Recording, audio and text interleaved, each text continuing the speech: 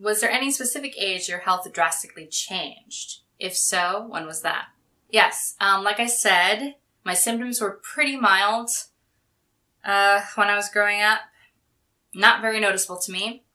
I just thought everyone had similar struggles. My mom and my dad, they both dealt with chronic pain and chronic migraine, so I just thought it was normal.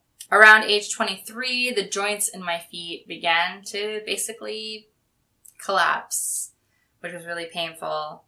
My feet became like bags of jumbling bones, and my ability to walk became limited, to the point that I finally decided to see a doctor, and it started my diagnosis journey. And as I was doing that, my health just kept declining and rapidly. Like it was just, I felt like I was doing just fine, and then as soon as the stuff in my feet started, Jenga pieces just crumbling down. My joints throughout my whole body became more lax. My chronic pain spread and heightened. I was losing physical abilities all over. May continue to do so. Sleeping disorders began to really impact my life.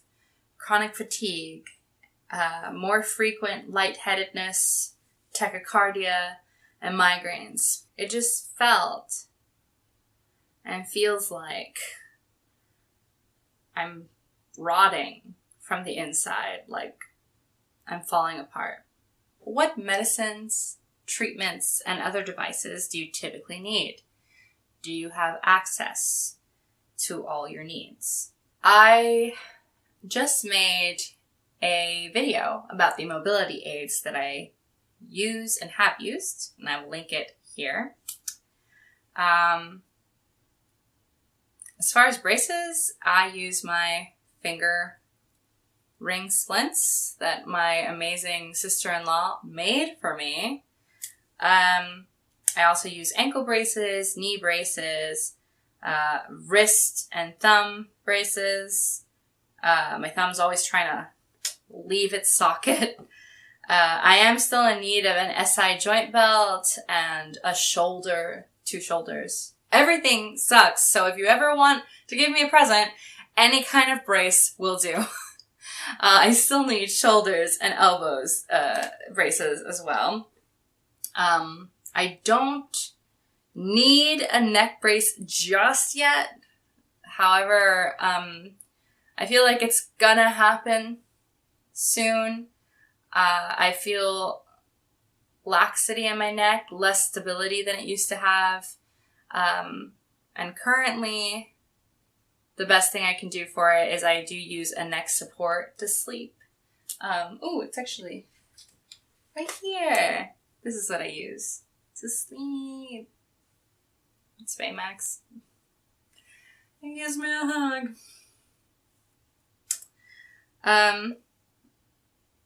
I'm also considering a rollator or a cane with a seat for short trips outside. Due to lack of access to resources, both doctors that know enough about my condition to prescribe me accurate medication and the money for those accurate medications, should the doctors prescribe them. I currently do not take any medications that cannot be bought over the counter. So when I can, I take vitamins. I use Excedrin for my migraines, and Excedrin is actually helpful for my chronic fatigue as well whenever I do take it. It does sometimes negatively impact my tachycardia because of the caffeine, but everything is give or take. I don't have access to accurate painkillers. None of the painkillers that I've tried or been prescribed have worked for me. So I just have to deal with it. The pain often makes me immobile. Pain usually keeps me bedbound. I can manage the consistent pains that I experience enough to not constantly be moaning and crying. Like right now, as I speak to you, I'm in pain. but I'm just not crying about it. Like, if you could see pain, you would see like glowing spots of red throughout my body, but you can't see it. The only way you know is if I tell you, because you probably wouldn't have known that I was in pain this entire video. Although I can manage it to the point where I'm still kind of functioning, right? Like currently I'm sitting and I'm speaking to you. So that's like moderately functional. I'm not, getting up and doing cheer dances for you, but I'm still kind of able to speak. There are some times where the pain gets really high and it comes at bursts. It comes in contraction, like kind of bursts that are really bad and really surprising. Last time, it put me in the ER, is how high the pain was. How often do you go to the hospital, and are you comfortable in those spaces? Whenever I can afford to go. I sort of fake comfort in those spaces, overcompensating for how uncomfortable I am. My diagnosis journey was incredibly traumatizing.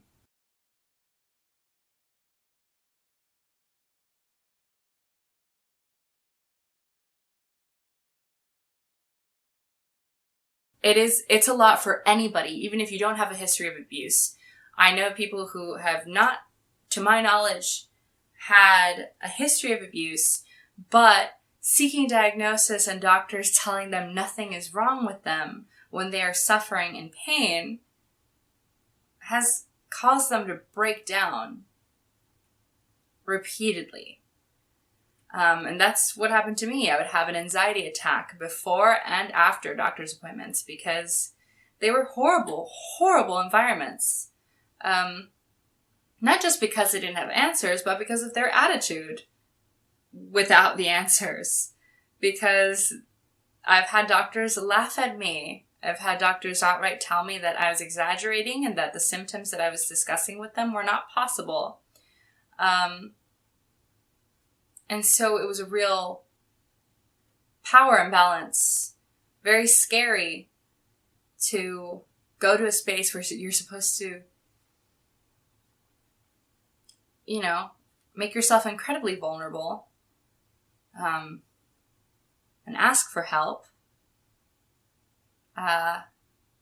They're supposed to want to help you. That is their job. And that's not what I found at all. I just found people who looked at me like I was a waste of their time. And it was a lot. Because these are the people that we're supposed to turn to. And then they were unreliable.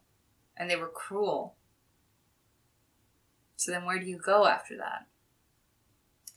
And to this day, I go to doctors, and even with a diagnosis, most doctors,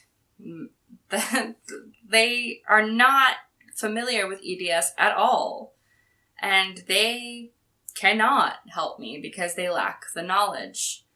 And so it just feels useless to go, to the point where I'm kind of glad I don't have the money to go as often as I should, because it is so much physical and emotional labor to go to the doctor. And on top of that, be tossing, burning money going there to the same results that I get from not going. And again, I say this with a lot of privilege that for now, I don't need them to wake up tomorrow morning. I don't know what I'm going to do when that day comes that I need them. And I still don't have the money for their help.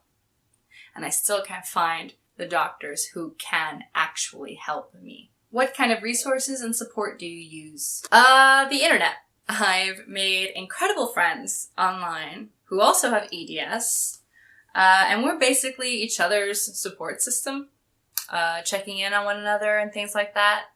I've also learned a lot from online support groups. I have a few incredible people who care about me and who check up on me, and text me and see how I'm doing, which I'm very grateful for. I'm grateful for, I am very fortunate that I have quite a few people in my life who care. And sometimes my depression makes me forget that. So I'll say it right now. I know I have a good handful of people who really, really care about me. And I'm very grateful for that. I also do a lot of my own research and just try different things. Trial and error and see what works.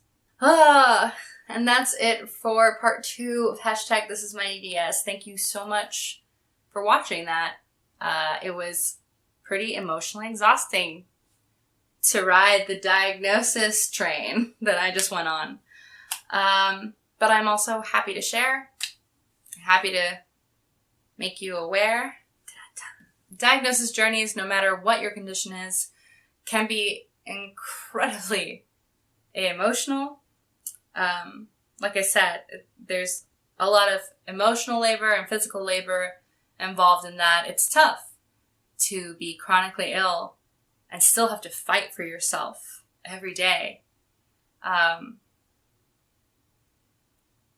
It's hard not to just want to give up. I'm kind of actually in that space right now where I'm so tired and I feel so weak physically that I'm just like, well, I quit.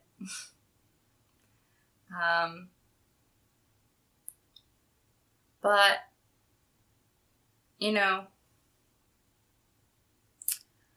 I don't think this is really quitting. I think I'm just taking a break until I can get back up again and start seeing doctors again. Once I have the money and I'm prepared for the labor that I have to perform. If you're feeling similarly, please share in the comments below. Please share with me your diagnosis stories because they're all so powerful and I love reading them and sharing my solidarity with you. Please remember to subscribe and click that notifications button because I'm inconsistent as hell. And I will see you eventually. Bye.